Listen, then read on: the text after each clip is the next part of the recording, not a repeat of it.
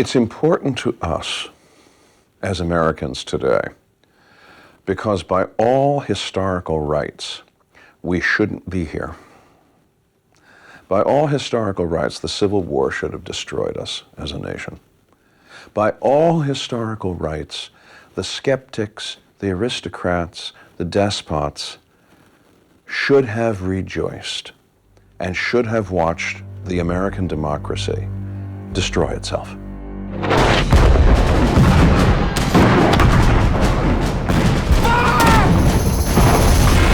Yet, nearly 150 years after the defining conflict in United States history, many stories of our Civil War remain untold.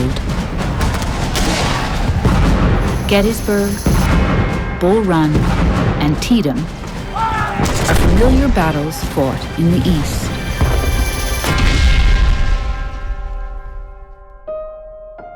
But hundreds of miles from the opposing capitals of Washington and Richmond, another series of campaigns were fought. These on the great expanse of lands between the Appalachians and the Mississippi River. Lands then considered to be the West. I think in our popular memory of the Civil War, we tend to focus a lot on the East, on some of the battles in the East. But in fact, one could easily argue that the Civil War was won in the West. It was where the Union Army managed to bisect the Confederacy, taking the Mississippi River. So if we want to understand the full impact of this war on the people, you have to understand what went on in the West.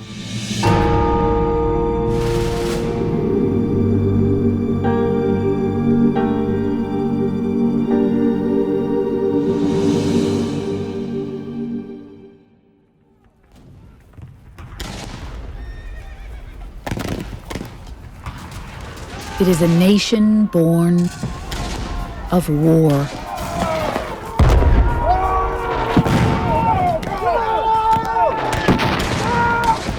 Emboldened by the idea that all men are created equal, American colonists unite to fight their British rulers.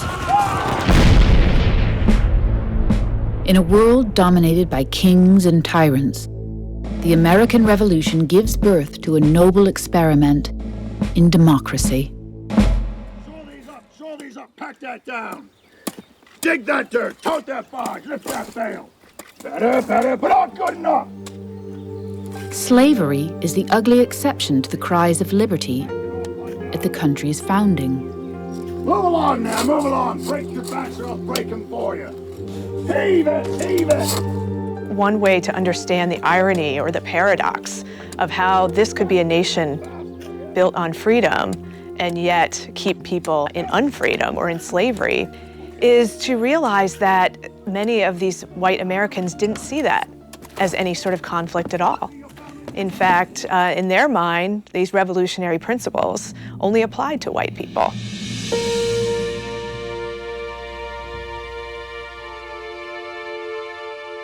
The idea that all men are created equal was not a jarring contradiction for slaveholders and for most Americans in the 18th as well as the 19th century. To our sensibilities today, it's something that almost impossible for us to imagine how people could reconcile or live with that. But they did, and they did so really with ease. Many slaveholders regard their property as childlike. Although we think of African Americans as human beings now, in the 18th century, there was scientific evidence that proved they were the missing link between animals and human beings. By the 1800s, Americans could point to the research of French scientist Georges Cuvier, then considered one of the world's great minds in the field of zoology. Cuvier was fascinated with a woman from South Africa named Sarah Baartman. Known throughout England and France as the Hottentot Venus, The large woman is displayed in a traveling sideshow that describes her as a phenomenon of nature. Upon her death, Cuvier's autopsy report concludes that Bartman was a species closer to the great apes than humans. And so when you have science that proves through evidence, through experimental research, that African people are in fact subhuman or at least inferior, it gives the contradiction of democracy and slavery some weight, because these people are not citizens. These people are not full human beings. The first Africans landed on the shores of North America in 1619, a year before the arrival of the Pilgrims. By the time the Constitution was ratified in 1789, the new United States had a slave population of almost 700,000. Yet many, particularly Northern religious and political leaders, recognized the moral conflict between slavery and liberty. In 1808, Congress bans the importation of slaves. At the time of the writing of the Declaration of Independence and the Constitution, it was relatively easy for the founders to think that slavery was going to go away because slavery as an institution was declining. Well, then in the 1790s, the cotton gin was invented. Suddenly, from the institution declining, as it had been before, it began to increase. The international slave trade is replaced with a thriving domestic slave trade. It becomes the lifeblood of the cotton economy. The rise of cotton changes the face of the nation. It changes the conditions of life for Black people across the United States. 75% of the South's cotton is shipped abroad, most of it to England and France. Cotton is the white gold of the transatlantic economy. Cotton was for the 19th century economy, for the Industrial Revolution, what oil is today for the world economy that we live in. Southerners needed to make the profits that they needed to make from that cotton, but how to do it? You need a cheap labor force. If you can enslave that labor force, then you're getting it at the cheapest rates possible. By the time of the Civil War, the enslaved people providing that labor are valued at about $3 billion. That's more than the combined value of all the railroads, factories, and banks then in America. And yet, it is not only Southerners who benefit from the cotton windfalls. Northern banks have a stranglehold on many Southern planters. Cotton mills, shipping interests, even insurance companies in the North reap great profits from America's white gold. The nation's economy was built on the back of slaves. This was not a Southern issue. It was a national issue. And it was an issue that was not a problem because the economy of slavery and the economy of wage labor in the North were compatible. They worked brilliantly together. The raw materials produced by the hands of slaves fueled not just the rural South, but it also helped energize a growing industrial North. All right, boys, we got a fresh load of brick. As soon as you're done piling that brick up, we need to... Let's tell a terrible truth, that most Northern whites, although they lived in what were legally, ostensibly, free states, were thoroughly committed to white racial supremacy. As any random sampling you might take of slaveholders in the Southern states where slavery was legal. Take a census of Black people in the North, free Black people in the North, and you will find that only in a handful of locations did they have anything even approaching civil equality. For Northern whites, slavery was a problem, not because it was an act of racial injustice, but because slavery had permitted Black people into North America. Northern whites wanted a nation that was, in effect, a sandbox for white people only. Northern states might be free states. They were also anti-black states. A powerful minority called abolitionists preach of the evils of slavery. Most Northerners denounce the abolitionists as pariahs and extremists. But by the 1850s, the abolitionist message begins to resonate with many who begin to rally around the anti-slavery cause. And so faced with that challenge, these Southern slaveholders begin to develop their own moral justification for slavery, beginning in the 1830s. And they start talking about slavery as a positive good, that slavery is something that is redeeming the people of African descent, and that we as Southern slaveholders are taking care of and civilizing these people. So it's a moral issue for them. It's an economic issue for them. And we also can't forget it's a social, racial issue for them. If you get rid of slavery, you get rid of the structure that is guaranteeing all white people in Southern society status. And yet the catalyst for civil war comes not from North or South, but rather West. The United States is expanding, and so there's a need for more land, for more cotton, and also for more slaves. By 1850, a nation of 13 original colonies has grown to 31 states. America stretches westward, not only to the Mississippi River, but all the way to the Pacific Ocean. A newspaper editor actually coined the term, and he said it was the manifest destiny of the United States to overspread the continent, to spread liberty. But wait a minute, what about slavery? Is slavery going to spread? We spread liberty? Are we going to spread slavery too? Does slavery follow the flag?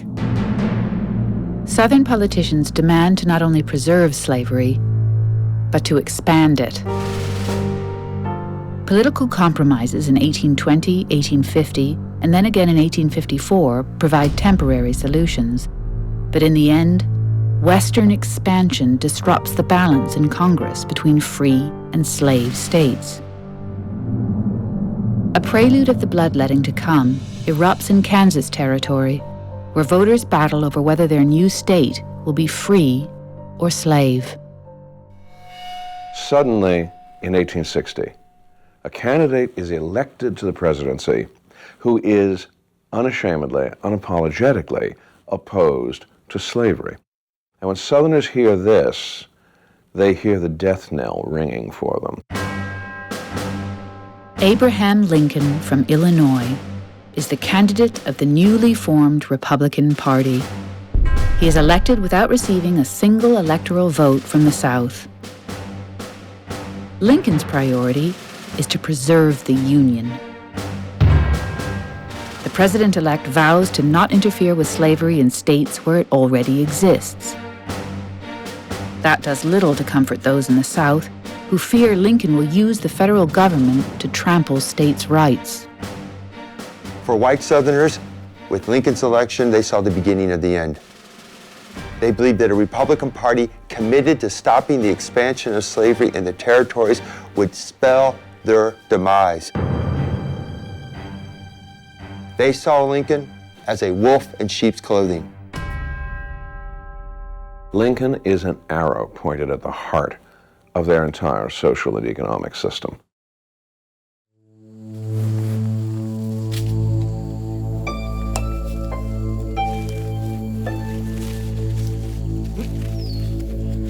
Come on now, nice and tight. Yeah, I got it. All right, that's good, that's good.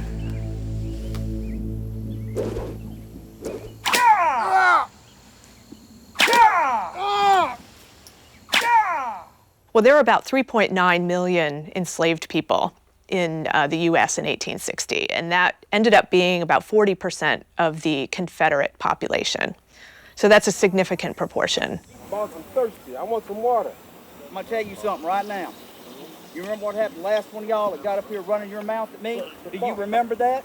Now, if you break the Confederacy down by region, you can see that it's in the Deep South where you see the greatest percentage of that slave population. Now you stop right there. I told you, you was last. And so it's not really a coincidence that you see those deep southern states are the first to secede. Yeah, you go ahead and you take your drink this time. That's what I'd expect out of you, boy, just wasting the water. That'll be the last water you get today. Just 2 months after Lincoln's election, Mississippi, the largest cotton-producing state, joins South Carolina and secedes from the Union. Within a month, 5 more states from the Deep South follow. Jefferson Davis, who recently resigned his U.S. Senate seat, is chosen president of the new Confederate States of America.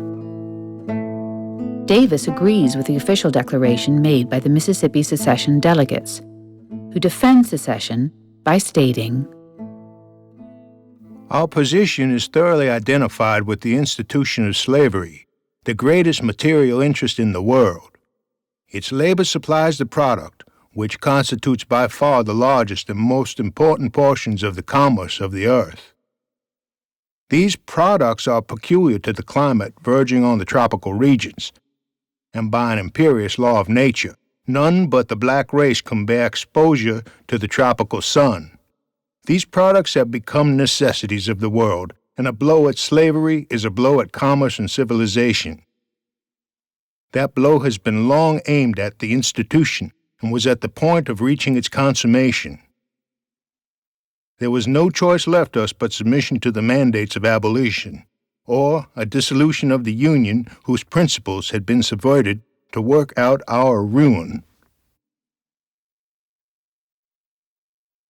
One of the most poignant lines says, "We are thoroughly interested in maintaining the institution of slavery because it's one of the greatest benefits of mankind."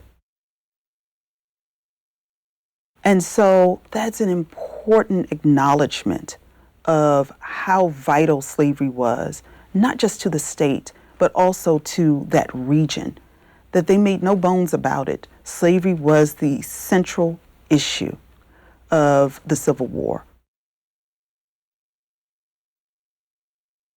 The belief that liberty should be extended to all people, regardless of class, color, or gender, that simply was not within the thinking of most antebellum Americans. And for slaveholders, they believed that liberty and freedom was actually dependent upon the enslavement of African Americans. So for white Southerners on the eve of the Civil War, they could make the bold claim that they were fighting for their liberty and feel no remorse, feel no tension, feel no contradiction in the fact that they thought that that liberty was dependent upon fighting and dying for the enslavement of African Americans. If we're talking about politics, the political tensions that erupted, sectional tensions and whatnot, are rooted in slavery. The economic differences were rooted in slavery. And the states' right argument, well, we're talking about a states' right to do what? The southern states seceded to protect slavery. 85 years after declaring itself independent from Great Britain, America's grand experiment in democracy is about to be put to its greatest test. April 12, 1861. Charleston, South Carolina. Carrying out instructions from Jefferson Davis, Confederate forces bombard Fort Sumter, forcing the surrender of the Union garrison the next day. President Lincoln responds by calling for 75,000 troops. That order convinces Virginia, Arkansas, North Carolina, and Tennessee to join the Confederacy. Lincoln refuses to recognize the Confederate government and instead considers the seceding states to be in rebellion. As an Illinois congressman, Lincoln had said, "A house divided cannot stand." Now, as president, Lincoln must use force to unite a divided nation or watch the United States be dissolved. There was the belief by many that there would not be a war, and that certainly if there was going to be any sort of bloodshed, it would not be very extended. 1 or 2 engagements and both sides would come to their senses. Both sides believed the war would be over within 90 days. There would be little bloodshed. One politician stated that the amount of bloodshed could be mopped up with a handkerchief. So when the war begins, you have men who are fighting for preservation of the Union, and you have men who are fighting for their homes, defending it from what they perceive as an invasion. But they had no idea. They thought that it was going to be an adventure. They'll be home by Christmas. Old brown Rosie, the rose of Alabama, the sweet tobacco posy is my rose of Alabama. And what they found out is they ended up in camps, dying of disease, incredible boredom, loneliness, hot, cold, punctuated by these incredible conflicts.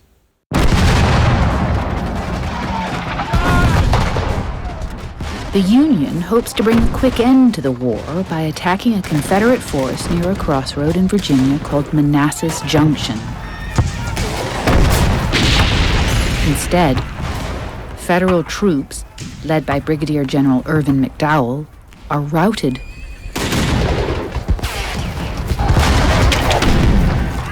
The Union force scurries back to Washington, only 30 miles to the north.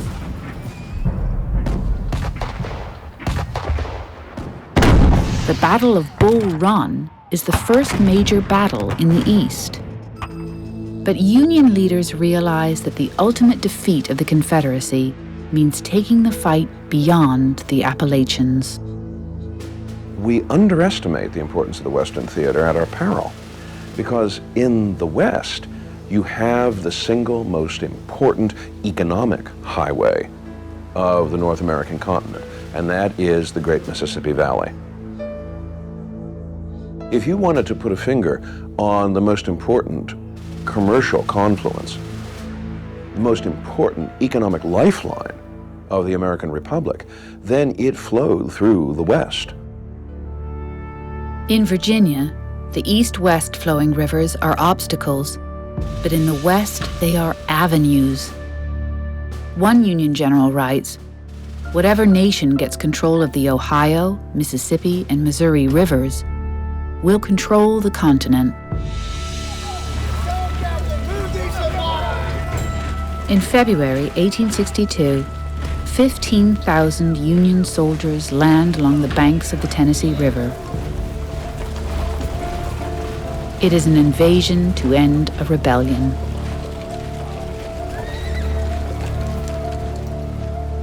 The 652-mile Tennessee runs parallel to the Mississippi further to the west. It cuts through the heart of the Western Confederacy, from the Ohio River, through the crucial border state of Kentucky, and into the state of Tennessee. For nearly 200 miles, it even flows through northern Alabama. Like the Mississippi and Ohio rivers, the Tennessee is wide enough for transport steamers to quickly deliver troops and supplies. For the Union, this campaign will be a test for the Navy's ironclad gunboats, state-of-the-art warships.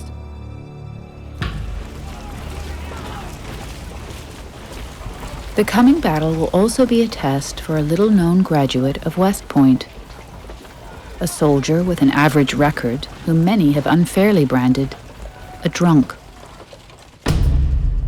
General Ulysses S. Grant is the unlikeliest of heroes, yet he will emerge from the West as the greatest soldier and general in the entire Union Army. Grant's orders: seize 2 strategic forts guarding the Confederate interior. Fort Henry overlooks the Tennessee River. 12 miles east, Fort Donelson guards the Cumberland, a river leading to the Tennessee capital of Nashville. Those forts are important because it was hoped by the Confederates that they would stop Union gunboats, Union riverboats carrying troops and supplies, from penetrating farther up the Tennessee River and up the Cumberland River. On February 6th, naval gunboats pound Fort Henry into submission. But the Confederate defensive position at Fort Donelson is much stronger. 2 river batteries containing more than a dozen heavy guns point northward toward a sharp bend of the Cumberland. On February 14th, Union ironclads fire hundreds of Iron Valentines into Fort Donelson. But this time, the Navy is decisively repulsed. Meanwhile, Grant's force of 27,000 moves overland and approaches the landward side of Fort Donelson. Grant later summed up his idea of the art of war in a rather pithy way. He said, get at the enemy as quick as you can, hit him as hard as you can, and keep moving on. The next morning, Grant's art of war philosophy is put to a serious test. Confederates inside Fort Donelson attempt to break out and bust through Grant's lines. After furious fighting in the ravines and steep terrain surrounding the fort, Grant forces the Confederates back inside Fort Donelson. Confederate Brigadier General Simon Buckner asks for terms of surrender. Grant's response, unconditional and immediate. I think what this unconditional surrender demand tells us about Grant is his determination. We've got a general here who's not going to fool around, who's going to prosecute this war and is going to end it in a way that it ought to be ended. At Fort Donelson, 12,000 Confederates surrender, and the Northern press anoints a national hero. But Grant, with his initials, U.S. Grant, Unconditional Surrender Grant, it came together brilliantly. Ulysses S. Grant's victories, Fort Henry and Fort Donelson, they captivated a northern nation craving good news, especially in the wake of what had happened at First Manassas. Just 9 days after the Confederate surrender, Nashville, the capital of Tennessee, falls to Union troops. More importantly, the victory enables Union forces to seize control of the lower Tennessee River, the strategic pathway leading into the Confederate heartland. Confederate forces in the West respond by abandoning Kentucky and Middle Tennessee, retreating south into West Tennessee, northern Alabama, and Mississippi. You have to wonder how soon Confederates in deep South states like Mississippi and Alabama thought that they would have Union troops on their soil. March 1862. The Federals lease a fleet of steamboats to transport Grant's troops deeper into Tennessee. Over 12 dozen steam southward, equipped with everything an army needs to mount a major campaign. A journey requiring weeks overland now takes only days on the Tennessee. The Union forces unload at Pittsburgh Landing, where roads provide easy access to rail lines crucial to the Confederate war effort.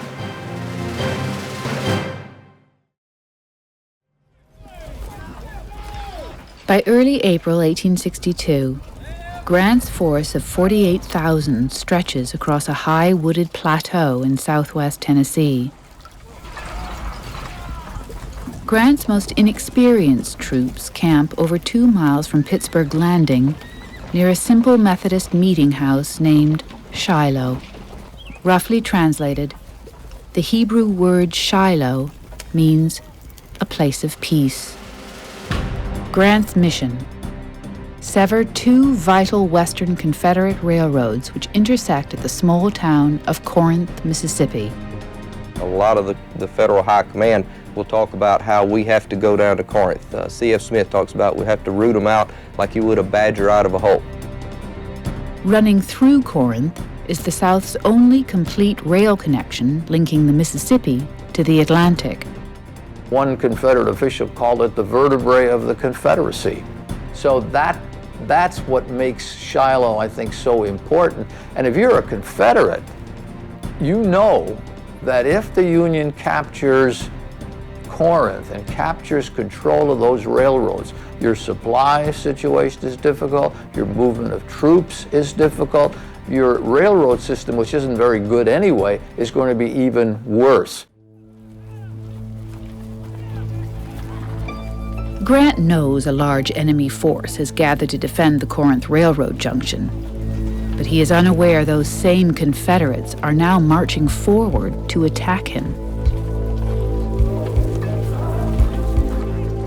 General Albert Sidney Johnston commands the Western Confederate Army. President Jefferson Davis boasts, "If Johnston is not a general, then we have no general."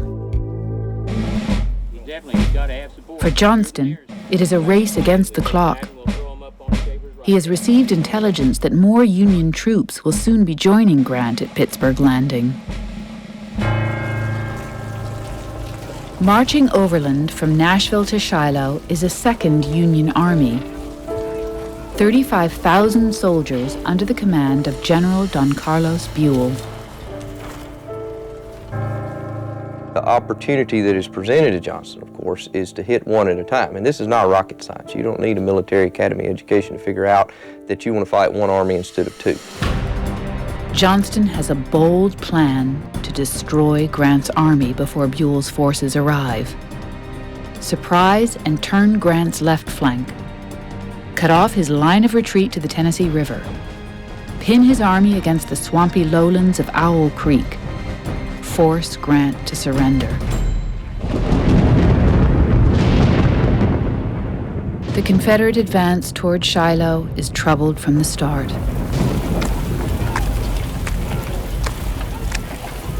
A spring storm turns crude roads into rivers of mud. A march which should have taken a single day to accomplish consumes 3. In the coming battle, this delay will haunt Johnston and his Confederate army.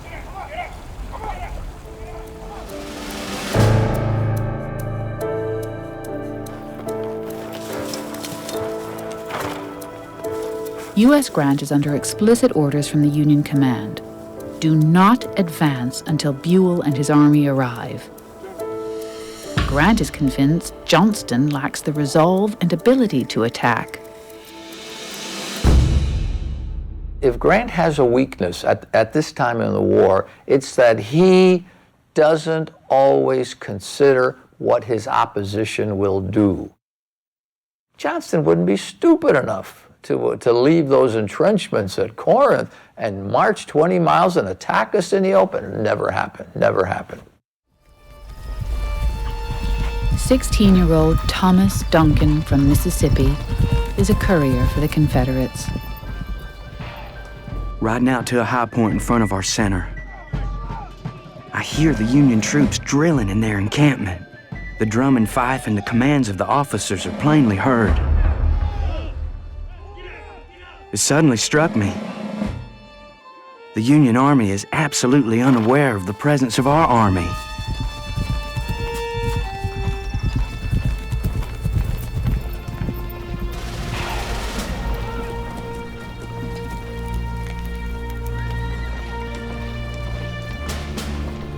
Brigadier General William Tecumseh Sherman receives reports of large groups of Confederates, but he dismisses them as mere scouting parties. What the hell is this garbage? You people are standing... The preceding year, Sherman had gotten in trouble for overestimating the number of Confederates he was facing. The newspapers had even reported that he was insane. So, in the days leading up to Shiloh, Sherman was very determined that he was not going to have that happen again. Just a mile beyond Sherman's camp is the leading edge of Johnston's 43,000 Confederates. And they camp there. And some of them are even firing their weapons, testing them. and yet nobody pays that much attention to it. And he said unto them, When ye pray, say, Our Father which art in heaven, hallowed be thy name. Thy kingdom come, thy will be done, as in heaven, so on earth. Give us day by day. Most of the Confederates are like Thomas Duncan, Forgive us our sins. raw recruits who have never tasted battle. We also forgive everyone. As night came on, we lay down in line of battle to rest and slumber, realizing the danger of the coming morn, and the certainty that for many, the next sunrise would be their last on earth.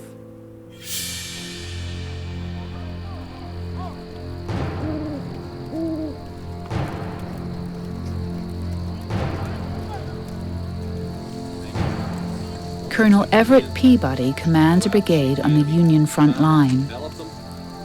Unlike his superiors, Peabody believes the Confederate presence is more than scouting parties. Despite orders not to engage the enemy, Peabody orders 250 men out on a pre-dawn patrol.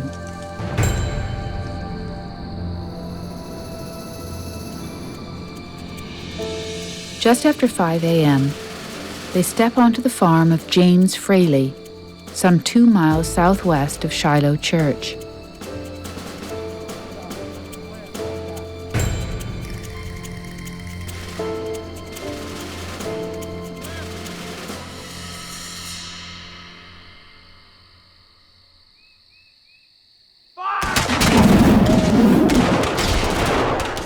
They are the opening shots of what will become the first epic battle of the Civil War. After an hour, Peabody's troops withdraw from Fraley Field.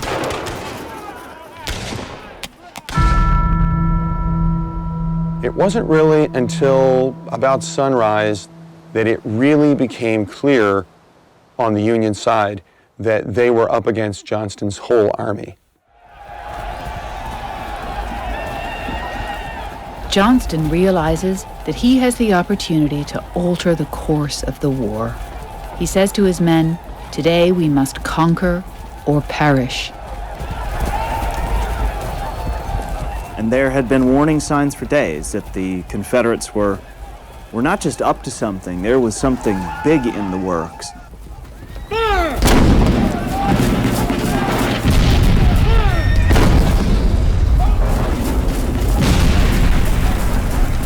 And when it exploded, just all hell breaks loose. And the Confederate attack is really like a sledgehammer.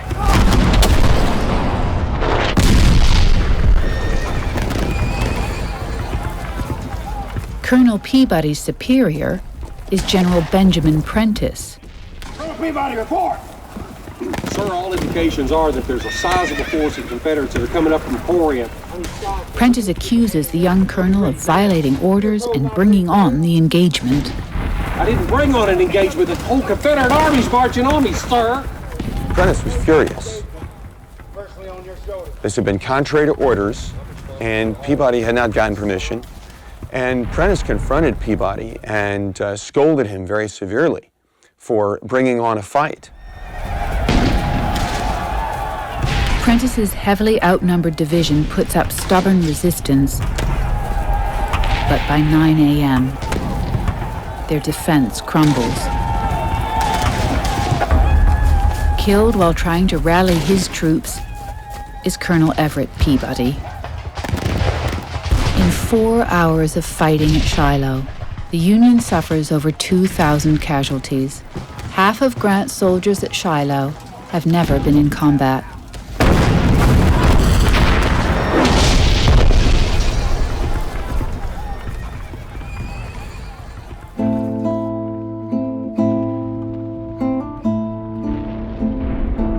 There's that first time you get shot at. And there's that first time you realize that this is for real and that you could die. You're seeing what artillery fire does to the human body. You're seeing blood spilled in ways that you can't imagine. Those moments that really haunt men for the rest of their lives. This is some of the experience in the woods around the Shiloh church that morning, is they're experiencing all the horrors of combat for the first time. And you're seeing things that really violate all sense of decency.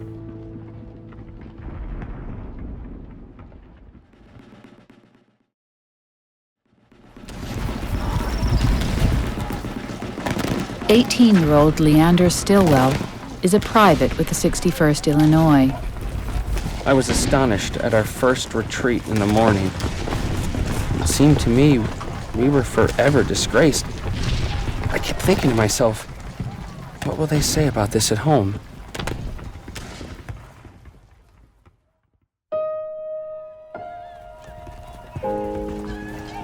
Instead of advancing, many of the Confederates break ranks to ransack Union camps. Some have not eaten since leaving Corinth, Mississippi 3 days earlier.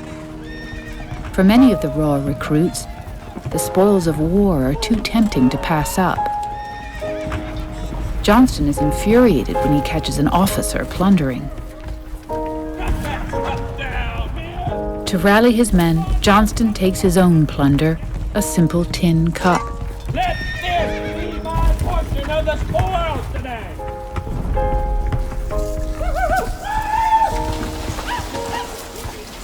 By mid-morning, the Confederate advance reaches Shiloh Church.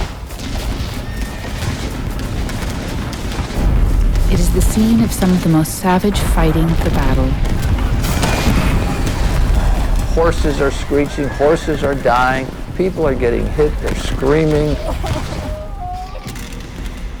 They're calling for their mothers, they're calling on God. It's just mass confusion. Most soldiers engaged at Shiloh are between 18 and 30 years old. At a battle like Shiloh, they realize it's not all about adventure, it's not all about lofty concepts like honor and independence. They realize it's about killing. And for many of them, this is an uncomfortable, to say the least, realization. They don't easily transition into becoming killing machines. They have a great deal of ambivalence about shouldering these weapons and actually killing people. 16-year-old musician John Cockerell arrived with his father, the commander of the 70th Ohio Infantry. John and his father become separated near Shiloh Church.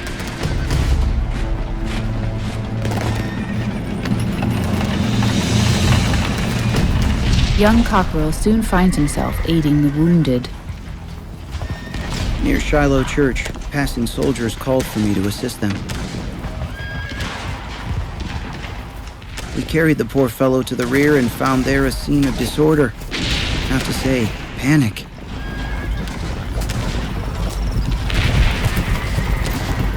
The enemy began pressing closely, and Shiloh Church was no more a desirable place for my military observations. I started towards the Tennessee River.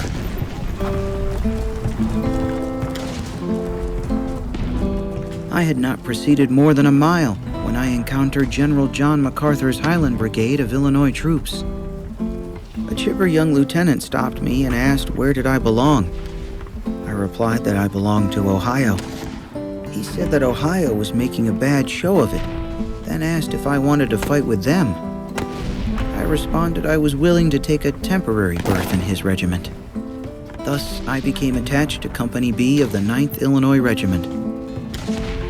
John Cockerell doesn't realize it, but he has joined a unit that will have the highest casualty rate of all Union regiments at Shiloh. In 5 hours of brutal fighting, the Confederates managed to overrun the forward Union camps. Fresh Union divisions moved forward from Pittsburgh Landing to help stop the onslaught. Johnston personally supervises the Confederate right, while General P.G.T. Beauregard oversees the left. By 11 a.m., the battle rages along a crooked 3-mile front. U.S. Grant has completely underestimated the Confederates. It is a mistake he will never make again. At noon, Grant orders Sherman to counterattack.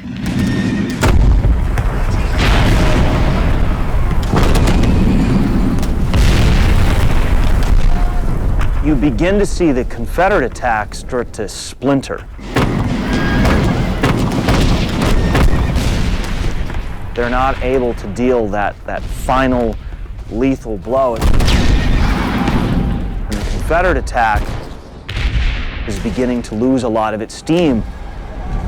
After some of the most severe fighting at Shiloh, Sherman grudgingly gives ground. But their decimated divisions have bought Grant what he needs most: precious time.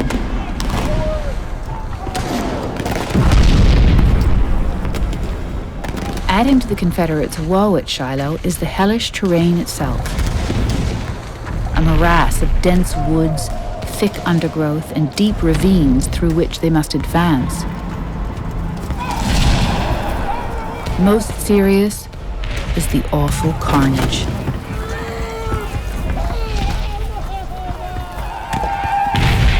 Earlier in the day at Ray Field, the 6th Mississippi marched straight into a murderous Union crossfire.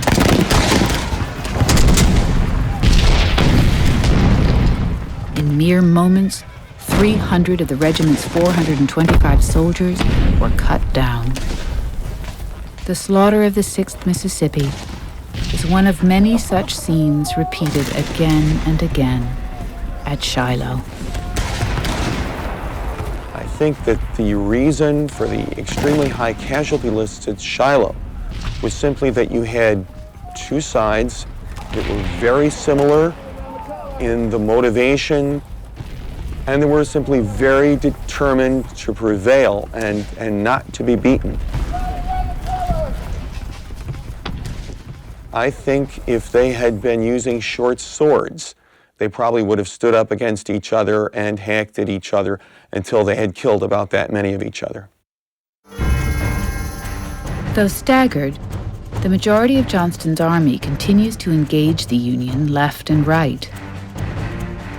Meanwhile, another fight erupts, this one in an oak thicket choking the center of the battlefield.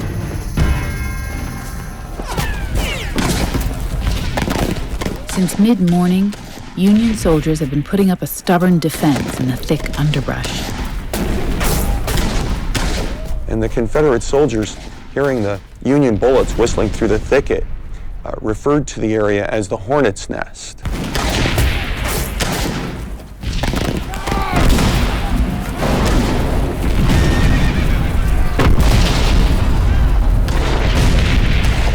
Over the course of 4 hours, Confederate troops repeatedly storm the Hornets' nest.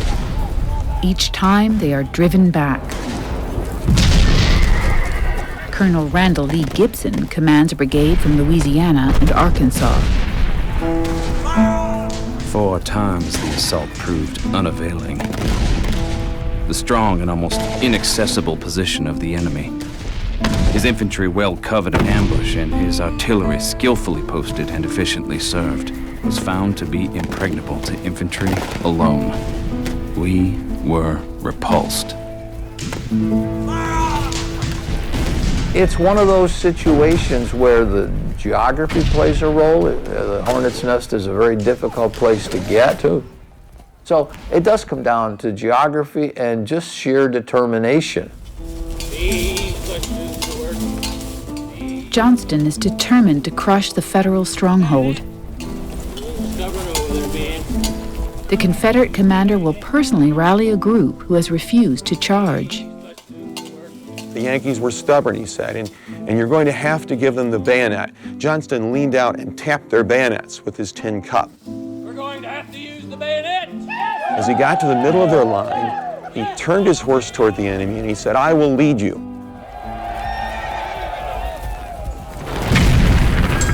They are advanced by Johnston into a peach orchard just east of the Hornets' nest. At the peach orchard is some of the most bitter fighting of Shiloh. Private Sam Watkins of the 1st Tennessee. I had heard and read of battlefields, seen pictures of battlefields. Horses and men, cannon and wagons all jumbled together while the ground was strewn with dead and dying and wounded, but I must confess that I never realized the pomp and circumstance of the thing called glorious war till I saw this. It all seemed to me a dream. With the battle raging around the peach orchard, an aide to General Johnston finds the Confederate commander reeling in his saddle. He said, "General, are you wounded?" Johnston said, "Yes, and I fear seriously." The subordinate led Johnston into a place that was sheltered and helped him off his horse. General, sir, please respond to us. He began looking for the wound. He couldn't find it. I don't see anything else, Captain, myself. He was poking around in Johnston's clothes. Where's the wound? He couldn't find it. We don't know what's wrong with him. Johnston had quickly lost consciousness completely. Do you know me? Johnston! Johnston! Johnston! Behind Johnston's knee, a bullet has lacerated a large artery. In less than 20 minutes, he bleeds to death. General Albert Sidney Johnston will be the highest-ranked officer killed in the Civil War. The day that began with so much promise ends with the death of the man Jefferson Davis considered to be the finest officer in the Confederacy. Word of Johnston's death slowly makes its way through the Confederate ranks at Shiloh. A soldier from Louisiana remarks, "A chilliness of gloom crept over our entire command."